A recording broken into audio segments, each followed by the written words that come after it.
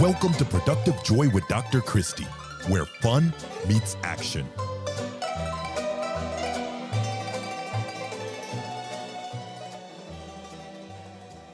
Hi, friends. Welcome to Productive Joy. You are in for a treat today. My new friend Larry and I are going to have a great time. But before we start, if you're not already following this podcast, I need you to, because I want you to get notifications that say, oh my goodness, brand new episode, and this one's going to be epic. So make sure you're following. If you're not already, share it with your friends, because I am learning some really cool things about some really cool people. And today is absolutely no exception. So Larry Kasanoff is with me today, and I'm so excited. So he is a film producer, a CEO, an author recently of 2 books. He is a photographer and an animal lover, and all the proceeds of his books go to elephants, which is really cool. And just recently, he became a treasure hunter, and today he's a Productive Joy guest. So welcome, Larry, to Productive Joy. Thanks. I'm really happy to be here. I love being on something that's so happy like what you're doing. I'm a lot. Extra is the word that people would use, but this is just my authentic self. I can't help That's a great word. I think that's fantastic. Good for you. Need more. Well, Larry, you are kind of extra too. And I would be remiss if I didn't get super excited about one particular thing that's not going to make a lot of sense yet. But before I talk about that, people, as you know, as a film producer, get hooked in the first minute and a half, and then they're all done or they are all in. So what would you say to my audience right now that would make them all in on the next 30 minutes? I think you should be crazier. I think you should embrace the madness and use that to be your true creative self. Oh my gosh, I kind of love that. Okay, so you should embrace the madness. You should be a little crazier. You should take some risks, right? So huge risk. Yes, huge risks. Okay, so tell me about the biggest risk that you've ever taken. Let's start with that. So it's a bit of a story, but it explains what I mean by that. So I wanted to be a movie producer since I was a little kid. And I got very lucky, and I got a great job out of school running production and acquisitions for a new film studio. And this was in the mid 80s when home video was starting, and home video stores needed product. So my job out of school was to deliver to the company 80 movies a year, 80. Oh my. Today is, and mind you, I had no experience, but my instructions were buy them, make them, co-produce them. We don't care. Don't lose money. So we made lots of low budget horror movies and action comedies and rom-coms and stuff, all very high concept, maybe a star or two in them. And then I got a script for a movie called Platoon. And Platoon was a very different script. It's about the Vietnam War. It's a brilliant script. And it's about the effects the war had more psychologically on the kids in it than physically, is how I viewed it. And I wanted to make it. The director, Oliver Stone, we had co-financed one of his earlier movies. I thought it was great, but didn't make any money. No one in it was a star. It wasn't a happy, fun subject. And my boss said, "You're crazy. This isn't what we do." But I fought for it. And he was a great guy and a great disruptive entrepreneur. And he said, "Listen, you're head of production, so it's up to you. You can do it if you want, but if it fails, you're fired. What are you going to do?" And I thought, a year into the best job in the world, what do I do? But then I thought, I didn't get into this business to play it safe. I love Platoon. I have an idea. I have an instinct, like what I know, and I greenlit it. And then when I saw Platoon, I'm the first guy in the world, the only guy to giggle his way through the movie, not because it wasn't good, because it was so good. I was like, oh my God, I'm not getting fired. I can keep my job. And it was so good. It won Best Picture that year. Yeah. At the awards. And a few months later, I ran into the director at a bar in New York, and he bought me a drink. And he said, kid, I always liked you. You have a touch of the madness. And I thought, a touch of the madness? A little bit. Is he calling me crazy? Am I a little crazy? But then it occurred to me, he had a touch of the madness by insisting on making a Vietnam movie which everyone thought wouldn't work, the only way he would make it. My boss had a touch of the madness by letting a 25-year-old kid run an 80-picture film slate with no prior experience. And I had a touch of the madness by betting my whole career 1 year into it on a movie that was a big risk. And then it occurred to me that that's what I needed in the film business and in life, was to look for that touch of the madness. And if I found it, whether it's in a movie or a company or a photography book or a friend or an adventure, take it, because that's what we need more of. And that has become my touchstone my entire life. And lately, I think the world needs more of it because people got ultra cautious. There's so many people who I meet who say, well, I'd like to try this, but it's a little too crazy. And I'm saying, that's the one. The one where everyone tells you you're nuts, that's the one to do.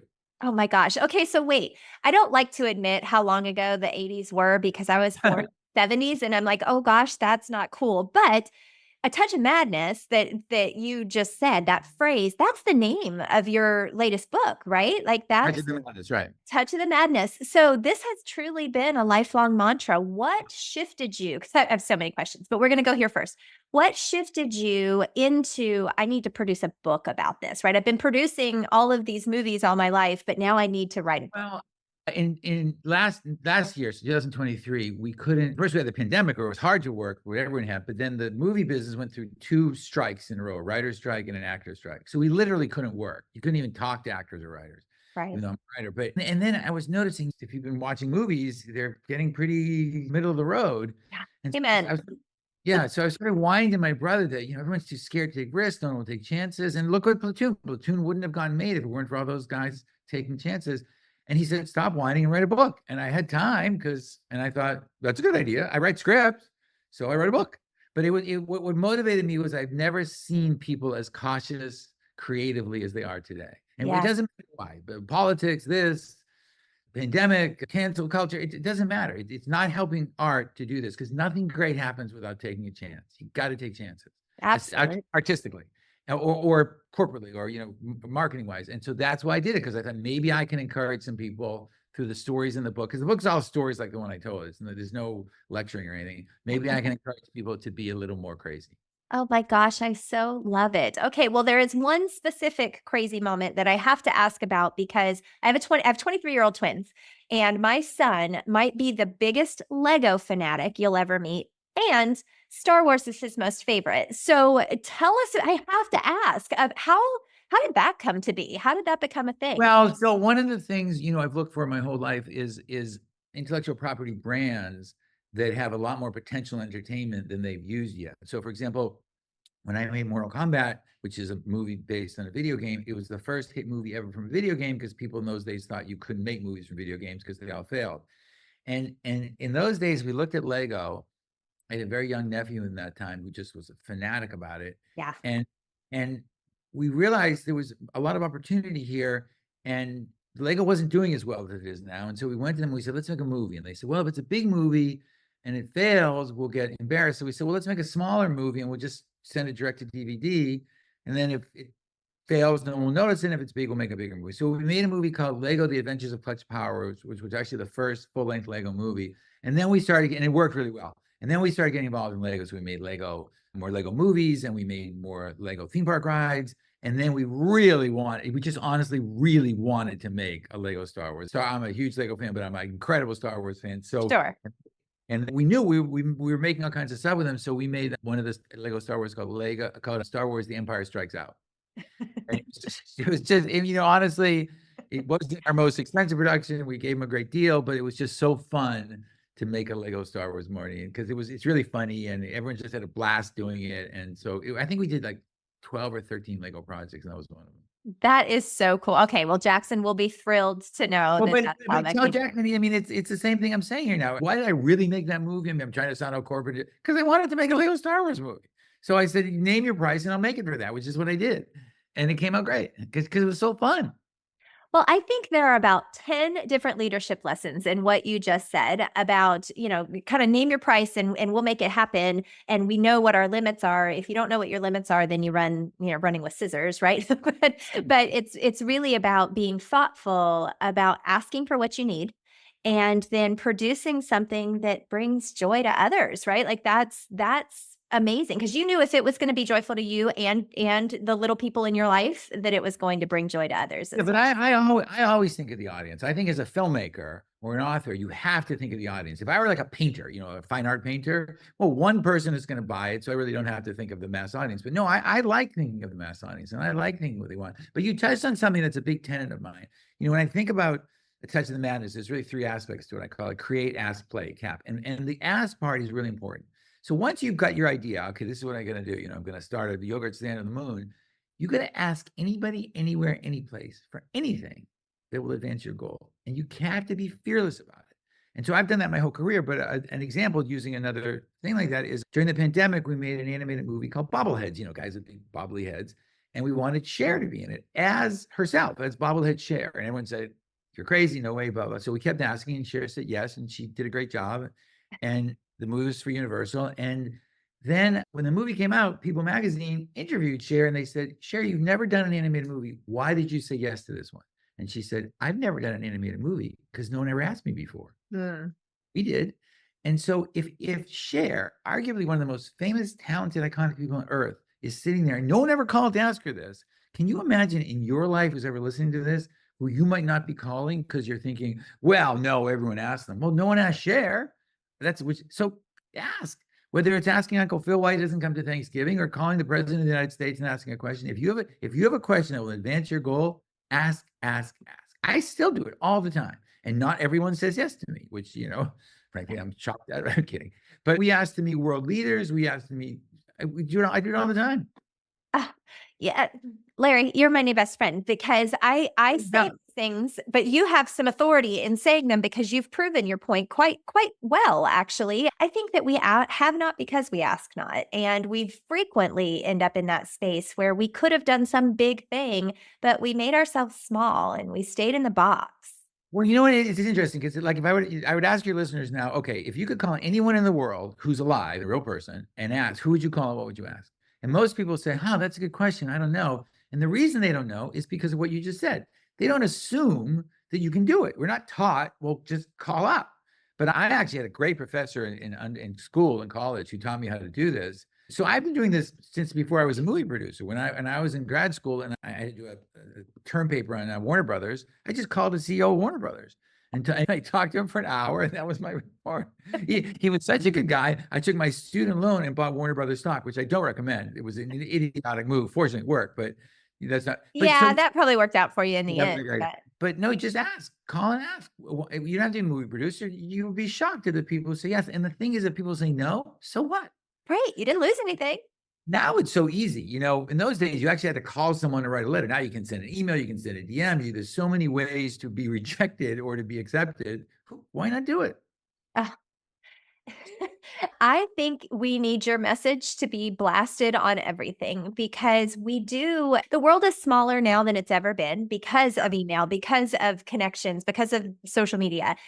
But we're still living small. We're still living in this little box that says this is the only way that it can be done. And if it doesn't fit in this box, then it must not be for me. But what you're saying is go for it. You said a professor taught you that? Was there any propensity towards this growing up? Like, did you know that you could just ask and things would be handed to you? Or was that professor truly your turning point? Well, no, I was a pretty brash kid. My parents were very, very, very, they knew I was no angel, but they were very supportive. And I was always talking out in school and I was always asking, I was always kind of vocal about what I wanted. So I guess it was my personality. But it was the teacher the professor, her name was Rose Goldton at Cornell, who really taught me, but just call them. And so I think it was in my nature. So I was a good student for that. But I was always kind of like that. Yeah, that's fun. That's super fun. And well, and it has gotten you to where you are today. And I would say being brash has worked in your favor, most definitely. And so before we started, you said, the title of your podcast is a fun one. Tell me when you hear productive joy, what does that evoke for you? What does that mean? So I have a great friend who, I'm going to make sure I get this right. I have a great friend who is a hypnotherapist and a stillness coach, and he has a great app called Still Life. And he says things like practical conditioning. So, for example, we're moving offices this week, and so lift the chairs yourself. It's something you have to do, but make it fun rather than because every time you lift a chair, you're not dragging the chair, you're working out. So when I hear productive joy, I love that because it's joy, which is obviously great, but it's for something good, and I think that's great. The third aspect of my create, ask, play is play. I think you have to try and live your life, even your professional life, as much as you can in a state of play. It doesn't mean you don't take it seriously. If you ask, a quarterback of a football team if he's taking the game seriously, he is, but he's still playing a game.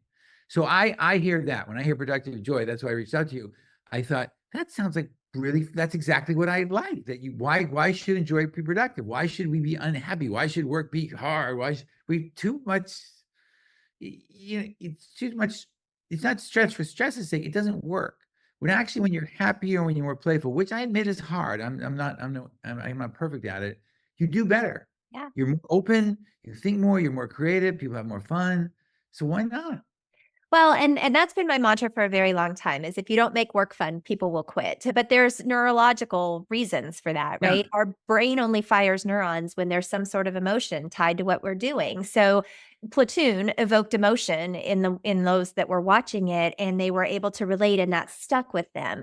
Learning only sticks when there's some sort of emotion tied to it. So in my opinion, if I'm going to evoke emotion in people, I want it to be positive. I want them to have a pleasant memory of me rather than one of, oh my gosh. Now, that doesn't mean that you have to be falsely positive or toxic positivity, but it does mean that you have a choice, right? You have a choice to see the good or the bad. They're both always there. And so I just choose to go for the good. Go ahead. How did you come up with the name? So, because Make Work Fun So People Don't Quit has been like, it's the name of one of my books, and it's also just been my business model, so to speak. I did a play on words. I used AI, and I was like, how else can I say this in a way that it's not just work related? Because I think that this is true in life too. And so we came up with Productive Joy, and I went, yeah, that's it. I want there to be joy in everything that you do, but I want it to produce something for you, even if it's just a happy feeling or a new idea. Titles I think are really important. We spend a long time in our movies getting the right title. And my other book is a photography book called Malibu Blonde, which is kind of a throwback to 90s Malibu, playfully fun, sexy, puppy dogs on the beach, red Mustang convertible, surfing. And when I say the name Malibu Blonde, the amount of people who they just smile. There's something that hits them all over the world. And people are now offering me like brand deals and stuff because you're right. It just evokes something. And we try and look for that in all the titles we do. It's good. I agree with you. You got to evoke an emotion. You kind of know it when it does, because either people smile or get scared or intrigued or they're not. You can, Right. Yeah, What's your but I think favorite title of all of the things? Because you've produced a lot of things. Why don't you name a couple of them? But what would be your favorite title? Like, which one do you feel like hit the mark the best? Besides Malibu Blonde, because we've already talked about that. well, it's easy to look back at movies like Terminator 2 or True Lies or Mortal Kombat and say, well, they did. But the one that I think of a lot is, so when I was making those 80 movies a year, we would often, I did it for 5 years. We would often sometimes greenlight movies just based on the title, because we need so many movies and we knew we could sell a lot of video cassettes. And so someone pitched us a movie called Blood Diner. And the tagline they pitched was, first they greet you, then they eat you. And I thought that was hysterical. And I remember, and I didn't like the script, but I liked the director. And so sometimes what we would do is order a poster. We have the design department make a poster. Because we knew if we nailed the poster, made the movie cheap enough, and the director was good, we'd be fine. Not anymore, but in those days. So the poster, I still remember it. It was a long time ago. The poster came back, and it was so gorgeous. It was this beautiful Art Deco diner somewhere, and it said, "Blood Diner, first they greet you, then they eat you." And I thought, that poster alone, I don't care what the movie is, it's going to work. So we greenlit the movie. I still don't understand the movie, but it did great. And then right before the pandemic, I got a phone call saying, would I come and be a guest at the midnight screening of that movie at this art film theater in Beverly Hills? And I'm like, punked? Are you kidding me? And it turns out that movie has been like a midnight run movie for like 25 years. Oh my gosh. But I say that because you can attribute, I believe, all due respect to everybody, most of its success to the title. Yeah. Oh, you know what? I'm going to agree with you, because those are the things that stick in my mind too, are well-named things, or people with creative names, or whatever that might be. I think it matters. And in looking at your Instagram and seeing kind of a little bit about you, Malibu Blonde, it hits a mark. It's very clear. Yeah. And then, I think if you, in all titles and all concepts, certainly in the movie business, I think if you promise something and then over deliver. So in Mortal Kombat, the martial arts was great, but there's also a little bit funny. If you look at a movie like True Lies or something, it action but had a love story, and you over deliver. So I think if you can make a name that intrigues people, and then when they go, something about it is a little surprisingly better than they thought, you got to hit whatever your brand, anything. That's what I think works. So we really try and do that. I would say we agonize over titles, but it's really important. Well, it is really important. And I think A Touch of the Madness is a great example of that as well, because Touch of the Madness is going great. Like, we're doing our next animated movie is based on Simon Cowell's show, The X Factor, and it's called X Factor in the Jungle. And Jungle the karaoke machine, and they start their own version of the show. And Simon played. And so, yeah. And so as soon as we say it, I said this in speeches in like Israel, as soon as we say it, people laugh and they get it. No, we got a good title. Well done. Well done. So you've met a lot of people, you've seen a lot of things. Most of the people that are listening to this are leaders in some space, right? Any industry. What advice would you have for them besides, go ahead and be crazy, or maybe in addition to go ahead and be crazy? What advice would you have for them to get out of their own way and get out of the box? That's a great question. So when I say all these things, they say, well, you got to do, you got to start. And so you got to pick a place to start. And the creating, your idea and the essence of your brand, and that's hard. But there's two things that I would suggest people start with, because you can start small. One is ask. Well, there's three. One is asking. You don't have to call the most famous woman on the earth like I did. You can call anybody and just ask a question. Just do it. Just by whenever they're hearing this, whether it's Thursday night or Monday morning, by Friday, reach out to someone. That's one. Two, at your work or at a place where you wouldn't do it, do something fun. Take your staff bowling. Go out. Sometimes when we're brainstorming something, I take the staff out just for frozen yogurt. It takes 45 minutes. Do that. We have dogs in the office. Play with your dogs. Do something fun at work for half an hour. When we were making one of the Mortal Kombat movies, we made them in these gorgeous spaces in Thailand. And we needed a shot of a remote island. And when I have a camera in a boat, you want the boat to be a good boat, because the flatter it is, the better the shot. So the only boat we could find was a yacht from the Aman Hotel, which is this gorgeous yacht, which was in our budget. And I supervised, of course, the shoot. So for 3 days, I cruised around the islands in the Andaman Sea off the coast of Thailand, and we got the great shot. But I remember just starting and thinking, am I doing something wrong? This seems too fun. And I said, well, why shouldn't it be fun? It's in the budget. It's a great shot. The crew loves it. What am I supposed to have them, row in a jungle, in a swamp? It was gorgeous. So do something fun. And then the other thing and then graduate to the following. One of the things of all this is madness doesn't just mean your idea is crazy. You have to protect it with an incredible zeal. And so take whatever it is that everyone is telling you no, and you can't do it. It could just be the way you want to redecorate the kitchen, and don't give up. Don't listen to other people. When we were doing Dirty Dancing, it was long story, but it didn't get off to such a great start. And my company managed to lure this musical genius named Jimmy Einer, who lived where we did, to come and supervise it. And he brought in some other wonderful people, a guy named Michael Lloyd, and to make the movie. And the song Time of Your Life had been recorded already as a high disco-y falsetto song. Oh. And Jimmy didn't want that. So they changed it, Jimmy and Michael, and they sent it to everyone else. And they said, the director and the record company, and they said, here's what we think the song should be. And everyone didn't like it. And they said, no, we have notes. This is what we want. And so they got tons of notes from everybody involved, the group. And they were very gracious. And they said, no problem. We'll do all your notes. Give us 3 weeks. 3 weeks later, they sent out version 2, and they said, okay, this is version 2. Let us know what you think. And we sent it to our radio stations. In those days, radio stations really helped you promote. Sure. And and they like it. And so let us know what you think. Everyone came back and said, oh my God, it's so great. Thank you so much for being so open. Thank you for making the changes. That's wonderful. So the question is, musically, what changes did the genius Jimmy Einer make between version 1 and version 2? And my guess is not much. You're in the right track. Nothing. Yeah. Not one note. He just wrote version 2 and doubled down by sending it to the radio stations, because if they didn't like it, that's the public, you're screwed. Yeah. Because he knew what he had, and that song won the Grammy and the Academy Award for Best Song that year. Well, and I'm singing it in my head right now, right? Like, that's iconic from my growing up years. And it's because he knew what he had, and he didn't make the change. He didn't change it. Had he changed it and given in, he would have. So 3 things your listeners can do: call somebody, do something fun at work. No, not big, just small, but pick one thing. I don't care if you're arguing with your spouse over the color of the wallpaper in the bathroom. Stick to it. Yeah. It's getting exercise. You just get used to those muscles. Well, and I just wrote all that down. So ask first. So take some action, do something fun always, and protect your one thing with zeal. But what I hear when I hear those 3 things is that you have to be tenacious in whatever you're doing. Just hold on tight and go after it, and be confident enough in who you are to hold on tight.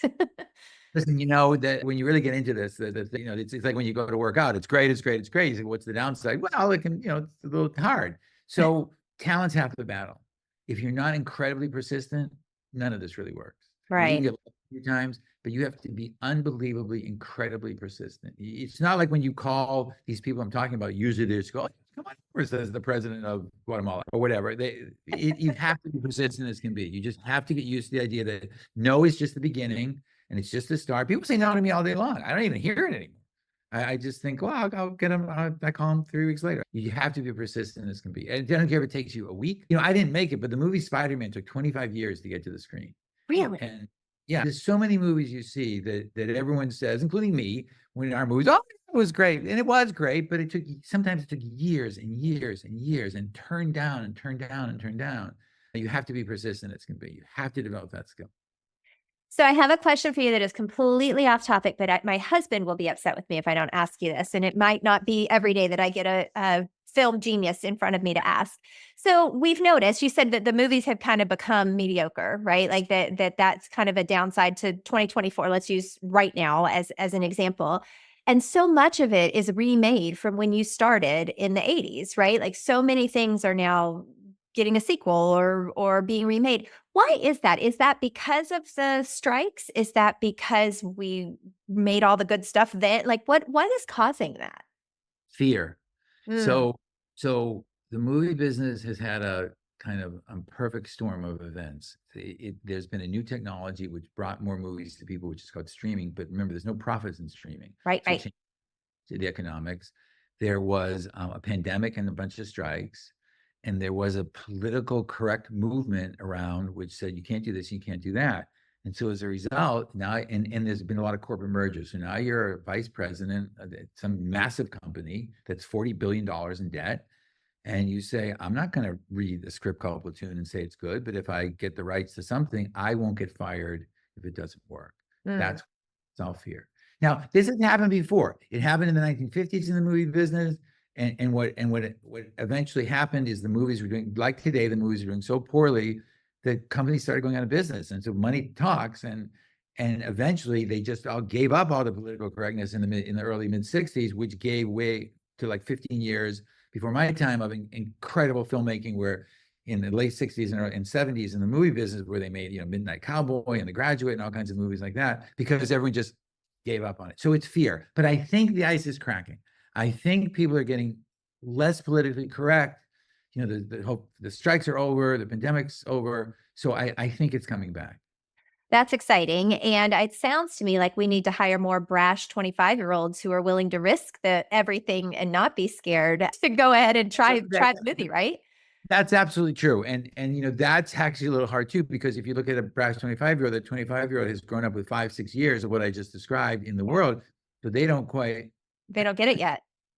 well, you can say they, because generally speaking, yeah, it's hard. But look, here's the thing too about certainly what I do, and what anybody does. You don't need 1,000 people. If we make 3 or 4 movies a year, we're doing fantastically well. We for the woman on the cover of Malibu Blonde during the pandemic, we couldn't do normal castings in person, so we started doing them on Instagram. And I wouldn't say we found 500 great people on Instagram, but I would say we found 3. Yeah. And Alice is on the cover of the book, and she's about to star in a movie of ours. And so that's all you need. So let's say I used to make 5 phone calls to get something, and now I have to make 10 phone calls because everyone's a little sluggish. So what? I have to make 10. Life changes. So what? That's it. Yeah, but it is, the ratios change because people have grown up in a different way. Yeah. Yeah, they definitely have. And watching my own children, they've seen different things, and you can tell good parents by what music they listen to. And but Larry, I could legitimately talk to you for hours and be just absolutely wrapped. And great movies leave people wanting more. So great podcasts are going to leave people wanting more too. So I have some rapid fire questions for you. Are you willing to answer them for me? Go. Oh my gosh, are you ready? Okay, here we go. Sir, what is your definition of fun? Oh, doing something you just really want to do without any consideration, whether it's proper, politically correct, right, allowable, legal, within reason, or anything. Just you just want to do it, and nothing stops you. All id. Oh my gosh, I love it. Okay, great answer. Okay, how do you know that you're showing up as your authentic self? I think you feel it. I know, because when I pitch things, if I get excited, like when I just told you about X Factor, I smiled a little bit, then you are. If you're having fun telling people about it, if you're not selling anything, you wouldn't buy, then you're not doing it right. But yeah, so if you just have a great time being yourself, like you're talking about something wherever you are, whatever you're doing, saying, I love what I'm wearing. I love what I'm saying. You have to enjoy it. I'm happy to be here, right? Yeah, Okay. So that leads me to my next question. How do you channel your best self on your worst days? It's all your state of mind. You have to stop. Stop, stop, stop, stop, stop. I take lessons with this. I mentioned Jim George, this app called Still Life.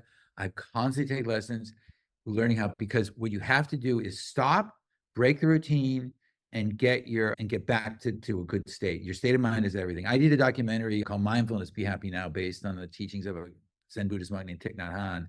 And it's all about, you just must learn how to stop and take a breath and reset. That's what you got to do. And it's counterintuitive, because I used to think when something happened on a worst day, oh, I'll get them, I'll, fuck them, fuck this, I'll fight. Now I stop, I walk my dog, I meditate for half an hour, you reset. So the answer is reset. That's a great answer. That's a great answer. Okay, last question. And Lord, is this going to be tough? Okay. You have said so many brilliant things, and people, I'm sure, would want to pick your brain about all of them, but you get one. So I want you to think about the one thing that you really want people to walk away with after spending the last 30 minutes with us. The same thing I said at the beginning: embrace your madness, embrace your craziness, that wild idea that you think is too much, too impossible, everyone will hate it, you'll get in trouble. That's the one. Do it. Be your true, authentic, creative self, and don't wait. Okay, mic drop. Well done, sir. Well done. Thank you so much. I know you could have been doing a whole lot of other things, and you chose to spend time with the Productive Joy crew, and I am honored to have gotten to be a tiny. Thank you. This was a blast. Thank you so much. I really enjoyed it. It was fun. So listeners, hi, great stuff. So Larry, where can they find you? I kind of think they could Google you, but also where could they find you if they wanted to get your My book? Instagram is at Larry Kasanoff. My book is atouchofthemadness.com. There's also larrykasanoff.com, and those are good places. LarryKasanoff.com. Y'all go look. I found out all kinds of things. I actually read your share story, and I was excited that you shared it, because that's a good one. So for my listeners, y'all, I'm just going to keep bringing great people, but you've got to do something with this information. This is meant to be your shot of B12. So take it and then change your practice. I hear you should be a little crazier, and I think I kind of agree. So today and every day, my encouragement to you is to figure out a way to turn fun into action.